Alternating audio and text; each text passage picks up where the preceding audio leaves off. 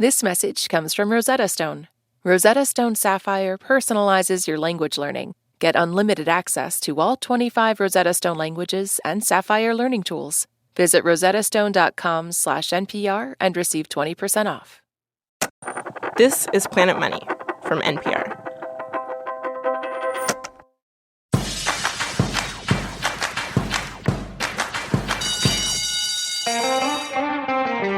Welcome back to Planet Money Summer School, MBA edition. No uncomfortable suits, no boring PowerPoints, just the secrets of business school delivered straight to your brain. I'm Robert Smith, and this is lesson number 2, competition and the cheaper sneaker. Every Wednesday till Labor Day, we are meeting here in your ears to learn the way that business masterminds think, just in case you want to be one or outsmart one. Plus, in every episode, we play 2 great Planet Money stories and talk to a brilliant professor. Last week, we walked you through how small ideas become successful businesses. But there's often one thing standing in the way of success: the competition. You are not the only one selling a better mousetrap. How do you navigate a world where everyone is trying to be smarter and faster than you? Look, I just teach journalism at Columbia, so I'm going to need someone with a little more of the competitive spirit to help us out with this question. And I found just the person. Dan Wong from Columbia Business School. Hey, Dan. Hi. Great to be here. You are a professor of strategy. I love to say it that way, strategy. That's also how I say it, too. As a professional. Yes, absolutely. You have to say it. It is in the code of conduct. So, Dan, we're going to hear 2 case studies today, and they both deal with this really tough question. How do I compete in a crowded marketplace when I have a lot of competitors trying to do similar things? That's a great question, and this is precisely the kind of question that strategy addresses. And I would say that the answer to that question comes down to one word, and that's differentiation. In a business context, what does that actually mean? How do you make yourself different than another company? Oh, there's so many ways to differentiate. The 2 primary ways are based on quality and cost. Quality differentiation refers to creating a product or service that has some unique feature that you can't get anywhere else. It might be because it's more reliable. It might be because it's more convenient. And on price, is that just, I'm the cheapest thing out there, so buy a lot of me? Yeah, the idea is that the creator of a good or service might be able to do so incredibly efficiently.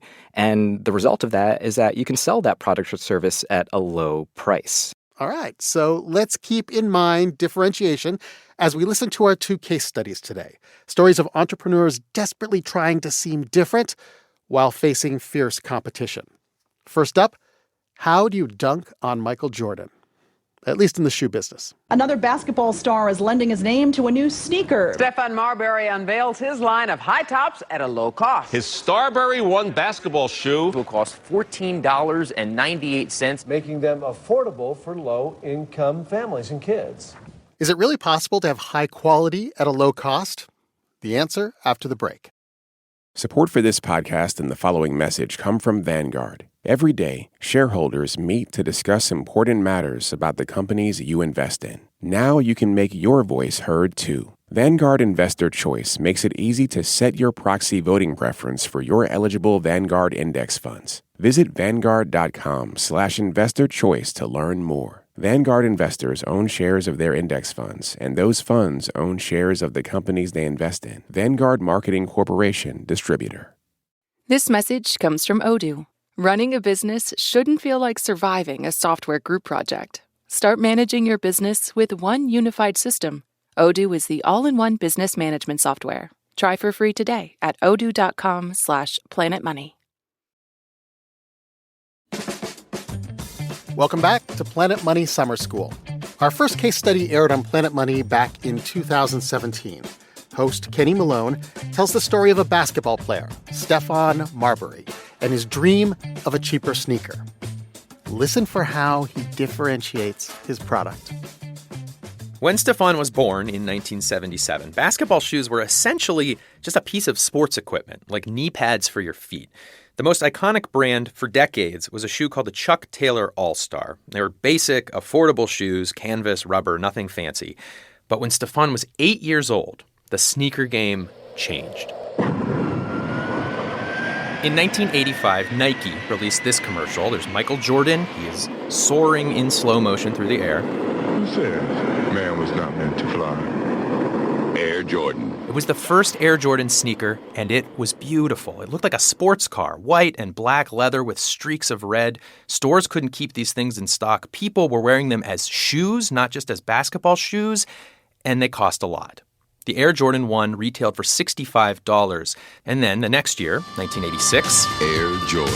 The Jordan 2 came out. It's all in the imagination.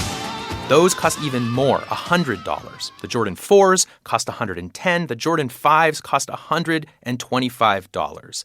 Stefan was 13 years old when those Jordan 5s came out. He was living in Coney Island, Brooklyn, one of 7 kids. His family didn't have a lot. And so when Stefan asked his mom for those shoes, she was not having it. I mean, if I asked my mother for a pair of shoes at that price, the reply was, boy, those are groceries for the month. Why am I going to go spend that type of money for a pair of shoes? And you would say what? Because everybody else got them. Oh, yeah? Well, you're not going to be the one that's going to have a pair. But it wasn't because she didn't want to buy them. It was because she couldn't buy them. Stefan says this planted a seed for him. He always wondered, couldn't there be another option here? Does a famous player's basketball shoe always have to be so expensive? Now, a lot of kids might think this, but Stefan got to do something about it because he grew up, he got very good at basketball, and in 1996, he was drafted into the NBA. With the 4th pick, the Milwaukee Bucks select Stephon Marbury. The camera cuts to the whole Marbury family. They are freaking out. And pandemonium reigns backstage. Stephon Marbury is standing by now. It's great singer. Stefan joined the NBA. He became an NBA All-Star twice. And year after year, famous player after famous player signed endorsement deals to sell shoes at ridiculously high prices. And Stefan doesn't remember the exact moment, but an idea started to form. And you can think of it this way. A sneaker is made up of foam and rubber and leather. And by attaching a famous basketball player's name, you get to charge more, and kids go crazy for them. But could you use an endorsement to do the exact opposite? To take the same shoe of foam and rubber and leather and attach a famous basketball player's name, but charge less and still have it be cool, still get the kind of buzz the Air Jordan got.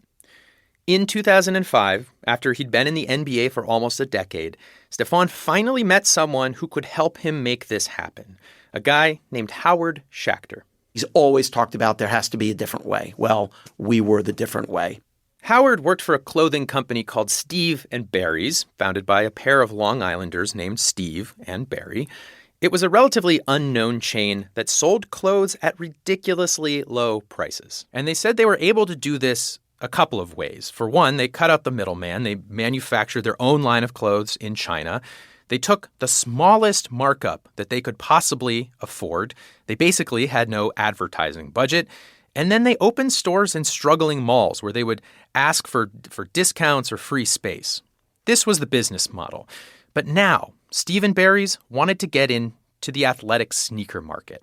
So word gets to Stefan that Steve & Barry's would like to meet with him. And his first thought, who and who? I didn't know. I learned of them before the meeting, and I was like, this is, I got to see this for myself.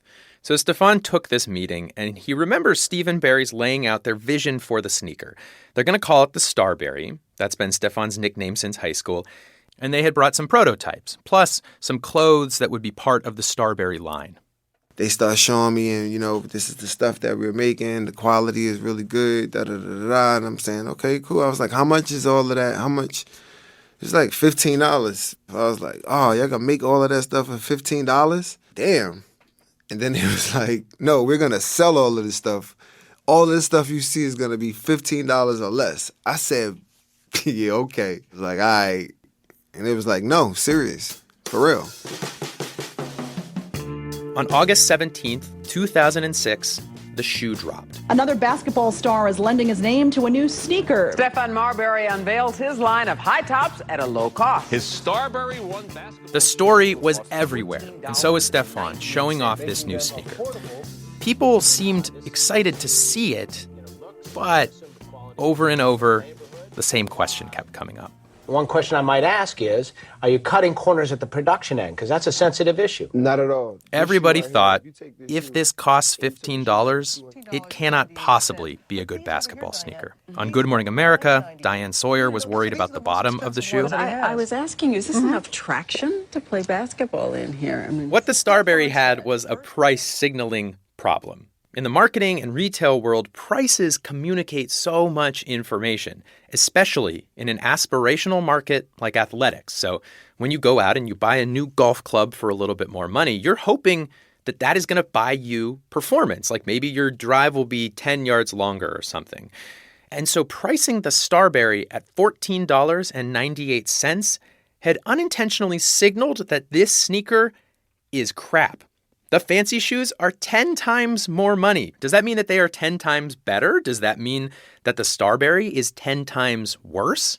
And what Stefan kept saying was, if people would just try these things out, they would see that these are not 10 times worse. Before we talked, I went on eBay. So these shoes are 10 years old. They're my size. I'm going to put these through the ringer, man. I'm going to play games on it. I might try to run a half marathon, even though I haven't trained. My prediction is that they're going to hold up. You going to run a half marathon? I'm going to try. You're good. Okay. You're good, baby. Go for it. Right. Go for it. 1 mile. 2 miles. 3 miles. Shoes kind of heavy. Don't breathe well. But not the problem. I am the problem. Okay, 6 miles. 6.55. Oh, God. All right, fine, whatever. I did a half of a half marathon. Terrible idea. Shoes held up fine. But Howard Schachter from Stephen Barry's says that both he and Stefan knew there was really only one test that ultimately mattered. Can an NBA player wear these $15 shoes in a real NBA game? It's very easy to rip a $15 anything. Yeah. But if an NBA player can entrust their body to these, it's got to be good enough. It's got to be good enough. And then on November 1st, 2006, the day arrived. The first game of the season, New York Knicks versus the Memphis Grizzlies. There's Stefan wearing the black version of the Starberry, the version he wore for away games. Howard Schachter remembers watching this. Enormous pride every time they showed him and you saw that logo. You say, wow, this little company nobody ever heard of, we made it. We got this NBA star is wearing the sneaker we thought about on court. The game was going great. It was the third quarter. Stefan and the Knicks were leading by 9 points. And then all of a sudden, I think Steph tripped or something. Oh, Stefan has turned his ankle. He's asking to come out of the game. I'm thinking it better not have been the shoe. Remember, he's playing in those reduced priced shoes. The wind is knocked out of me like, God forbid, the shoe ripped on court or it didn't hold the traction and he slipped and tore his knee or something. You know, it's done. Stefan goes over to the bench. The game goes on without him, and somebody rushes over to look at his foot. And everyone is like, oh, my God, let's hope it wasn't the shoe's fault. Like, do you know what I'm talking about? Probably. Stefan was totally fine. He'd gotten kicked in the shin or something. Came back into the game, and honestly, he doesn't even remember it. You know, it's part of basketball. For the entire season, Stephon Marbury wore a $15 sneaker. Sales of the Starberry took off. Stephen Barry's expanded the line beyond just the basketball sneaker, and in total, over the next year and a half, they sold around 4 million pairs of Starberry sneakers. And Stefan, for his part, he earned around $8 million in royalties off of clothes and shoes. The experiment was a success. It had worked.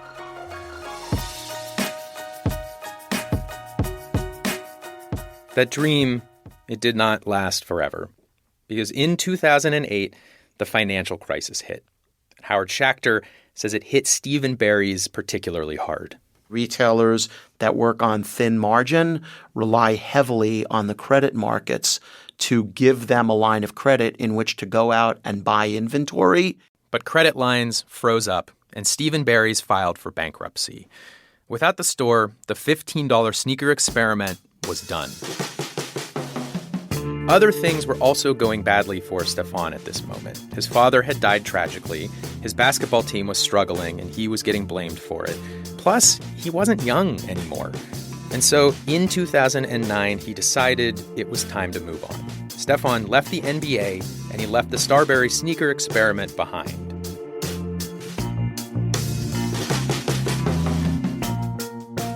That was Planet Money's Kenny Malone in 2017. There is a coda to this story. Stephon Marbury had a second career playing in China, where he became a huge star again, and he even brought back the shoe for a while. But the idea of a brand name sneaker at a generic price did not catch on. These days, if you want a Starbury, you'll need to buy them used. After the break, we will bring back our professor and talk about what we MBA students can learn from a $15 shoe.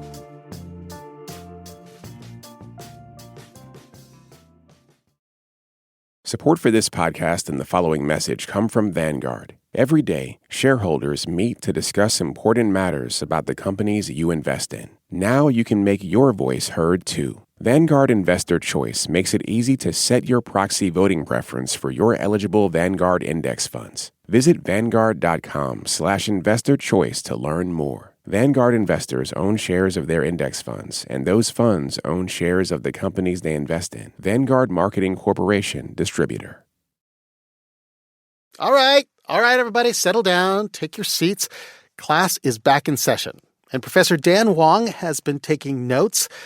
Dan, Stefan, he took your advice. He tried to create something different, and he sold a decent amount of sneakers, but it never became an Air Jordan. It never really took off, and no one else has tried to do the same thing since. So what is the challenge here?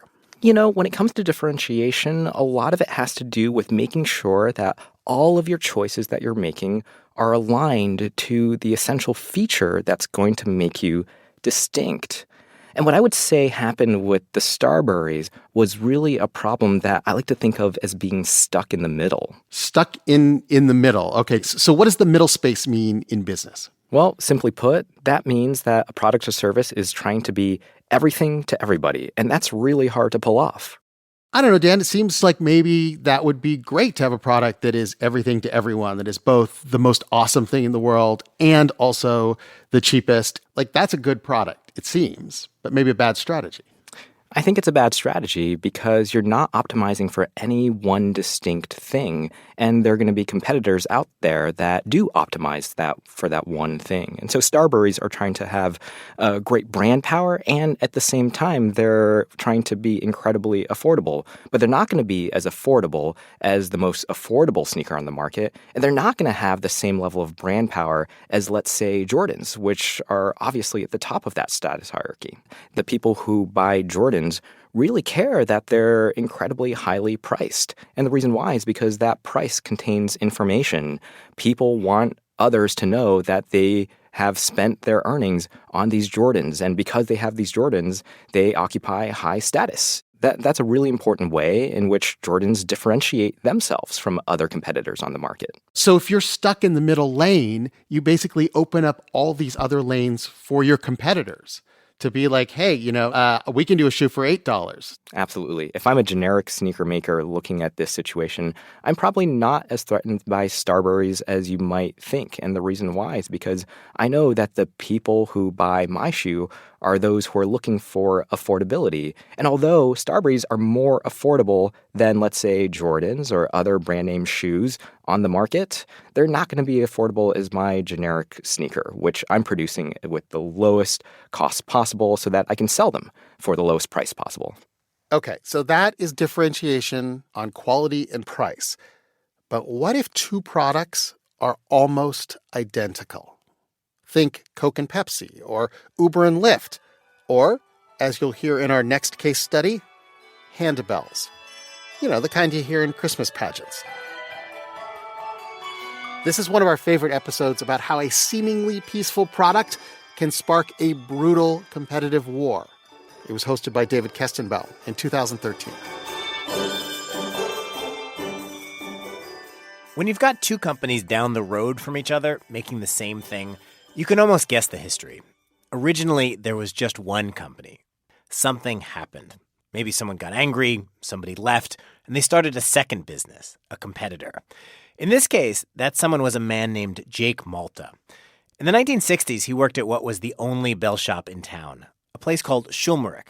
And Jake was Schulmerich's chief engineer. This is Jake's daughter, Joanne Malta. His library was full of books on music, and nothing was not read. He designed Schulmerich's first handbells. But then there was a change in management. Jake Malta didn't get along with the new bosses, so he left. And he could not stop thinking about bells. He thought he had a way to make an even better handbell, a bell of supreme perfection that he hadn't quite achieved at Schulmerich. I got to explain a little bit about bells here. A bell, when you ring it, it vibrates and produces this one central note. But you also get these other notes in there, overtones they're called. And Jake Malta wanted to try to get rid of as many overtones as he could. He wanted to make a bell with a very pure sound. Because he knew that he could make it better. And, we still believe that he achieved that. Jake Malta's new bell had a slightly different shape, and this part is key, so remember it. He removed the little brass nub at the top of the bell where it attaches to the handle, something called the tang. The result, he felt, was a bell that produced an uncommonly pure, clean sound. Malta took his design and he started a new handbell company, not far from his former employer, and he gave it a name like his own. Not Malta, but Malmark. So now you had two bell companies. The old one, Schulmerich, selling bells with tangs, and Malmark, Jake's upstart, selling bells with the tang cut off. And before we get to the decades-long war, I'm just going to play you what they were fighting over. This is a Schulmerich bell, the one with the tang.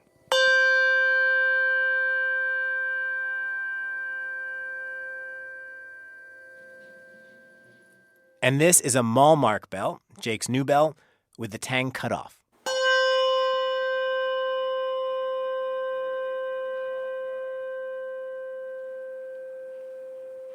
I have driven myself crazy trying to compare these two bells. Sometimes I hear a difference, but frankly, I think it might just be that I was holding the microphone in a different spot.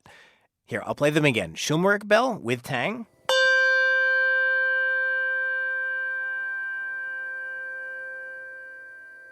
Malmark bell, no tang.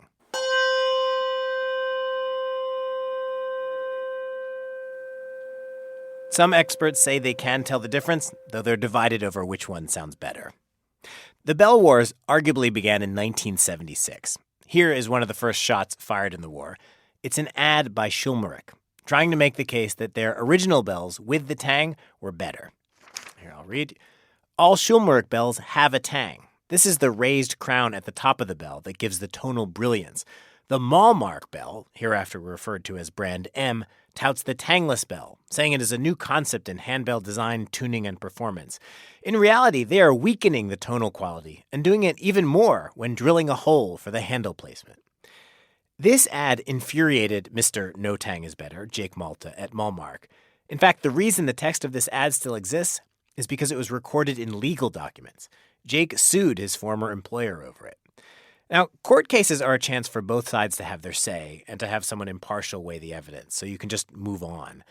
And in this case, the two bell makers did settle, and they came up with a solution that seems like it would put all this behind them. Both sides agreed not to compare their bells to the other's bells, which seems like a fine idea, unless, of course, you are in the sales department. It's your job, after all, to go out and talk up your bell. Kermit Junkert was in Schulmerich's sales department. He says these were kind of terrifying times. Because, remember, neither side was supposed to compare its bell to the other's, which means he couldn't say, for instance, our handle is solid, theirs is hollow. So the lawyers came up with a workaround, special kind of awkward phrases the salespeople were cleared to use. For example, our handle is not hollow. Well, by saying it's not something, you would refer or infer that someone else's handle is hollow. It's like you were indirectly trash-talking the other one. Indirectly, of course. I mean, literally, there were legal teams that would write, here's what you can say, or here's what you can't say. And that would come about from whoever won the latest lawsuit. How long did that go on? Forever. And the salespeople weren't trying to just sell single bells. They were trying to convince an entire choir to exclusively ring their bells only. Go all tang. Or no, go no tang. And when Malmark or Schulmerich succeeded in selling a whole set to a big-name bell choir, they'd brag about it. The music you're hearing right now, this is the Arsis Handbell Ensemble. All Malmark bells, not a single Schulmerich.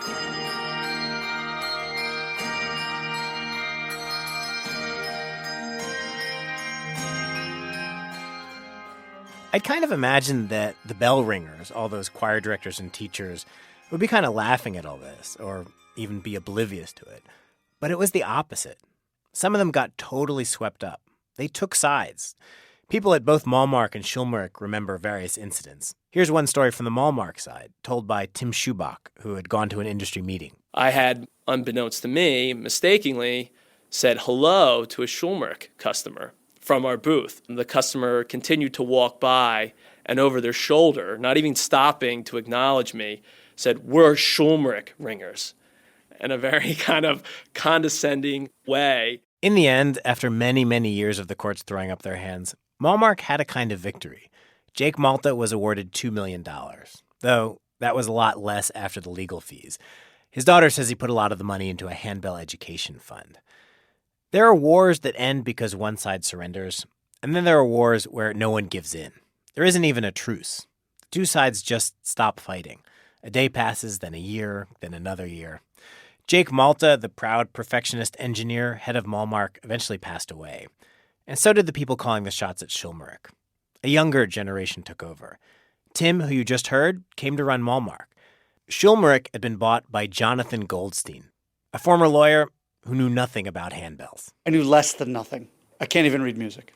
Shortly after Jonathan bought the company, he and Tim, the new heads of both companies, found themselves at the same meeting in Cincinnati. He came up in his very Jonathan way and, "Hey, I'm Jonathan Goldstein. I just bought Schulmerich." So I said, my understanding is that that these two companies went at it hammer and tongs for a lot of years, and I'm just not ready to do that. I said, it seems to me that, you're not my enemy and I'm not your enemy. The enemy is the 300 million people out there who don't ring handbells. And, let's go get those people and show them what a great instrument this is and get them ringing. That story from host David Kestenbaum in 2013. What tricks can businesses use to keep their customers loyal? Our Professor Dan Wong has some ideas after the break. Support for this podcast and the following message come from Vanguard. Every day, shareholders meet to discuss important matters about the companies you invest in. Now you can make your voice heard too. Vanguard Investor Choice makes it easy to set your proxy voting preference for your eligible Vanguard index funds. Visit Vanguard.com/investorchoice to learn more. Vanguard investors own shares of their index funds, and those funds own shares of the companies they invest in. Vanguard Marketing Corporation, distributor. We're back with Professor Dan Wong of Columbia University. Hey, Dan. Hi. So I listened to this story about the bells, and I don't hear a product that is differentiated. This sounds exactly the same to me. Wait, you can't hear that? I definitely hear the difference. No, you do not. Oh, yes. So how do you create loyalty to your product that isn't that much different? This is actually something that companies do all the time. I think the term for this, when you hear about it, is called locking in customers. And the way that the bell companies are doing it is really similar to the way that, let's say, Pepsi or Coke do it with their customers, in that they create these emotional associations between their customers and users of certain bells. They create kind of a group mentality to say that you're either a Schulmerich person or you're a Malmark person, and you can go on the street of New York today and ask people, Coke or Pepsi, and their loyalties will be fierce. Well, what are the ways that businesses can encourage this lock-in? Because it sounds like a great thing that someone's going to buy my product no matter what. Sure. So when it comes to locking users in, what companies first start with is typically through branding. They create a persona that's associated with, let's say, a certain brand of soft drink or a certain bell. But there are other mechanisms for creating lock-in as well. And what some companies do is that they might create a whole ecosystem of products, gadgets, and other accessories that might be associated with the core product that they're selling, such that if you're buying that product and you want to enhance your experience, you buy this other widget. Maybe Schulmerich could start selling gloves, let's say, that are only specialized toward Schulmerich bells. Yes. Ringing gloves. And another approach is to offer a subscription plan. With the Schulmerich subscription, let's say, you get repair, you get maintenance, you get yearly bell replacement. I mean, the possibilities are endless. What happens, Dan, if you cannot differentiate? If you just have a competitor that is identical in all ways?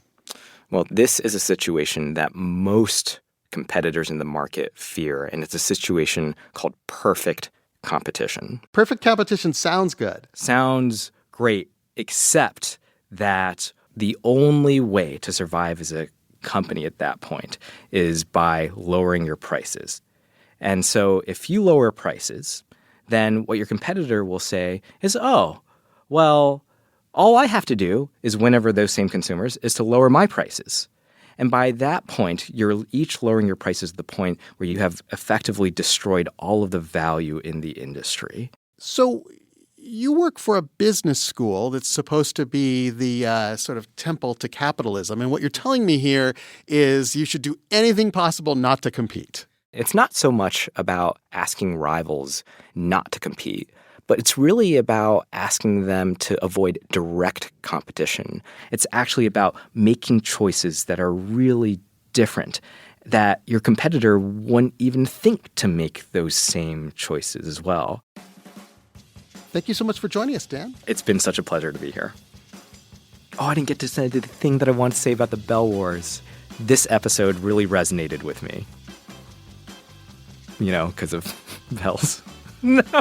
That was pretty good. Dan Wong is a professor of strategy at Columbia Business School, and he left us with a list of vocabulary words. The main concept, differentiation. Offer your customers something of value that your competitors don't have. Maybe you can be the cheapest or the luxury brand, but just don't get caught in the middle space. That's vocabulary word number 2. You cannot be everything to every customer. And what if you can't differentiate? Well, that is called perfect competition. The only thing everyone can do then is lower their prices, and that can bankrupt companies. Here at Planet Money Summer School, we differentiate by offering the most efficient business school education in the entire world at the price of free. I think I made a strategic mistake there.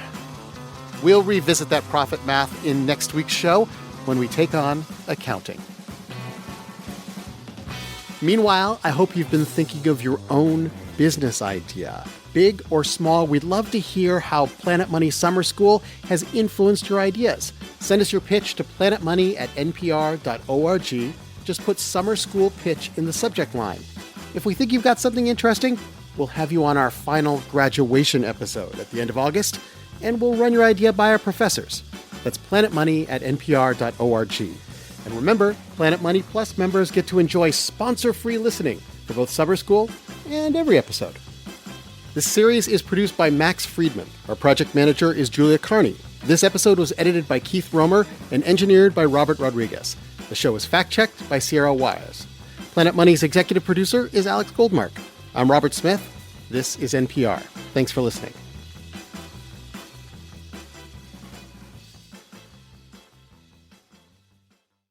This message comes from Lisa.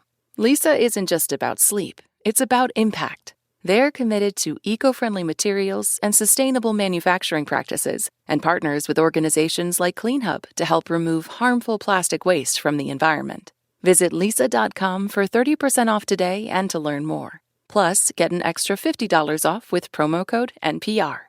That's LEESA.com, promo code NPR. This message comes from Thumbtack. Some tasks can feel easy, but home projects can bring second guesses. Is that noise normal? Is that water damage? Who should be called? That's where Thumbtack comes in. Just upload a photo or voice note, and it uses AI-powered search to match with the right top-rated local pro. So instead of guessing, there's clarity and confidence when hiring. For your next home project, try Thumbtack. Hire the right pro today.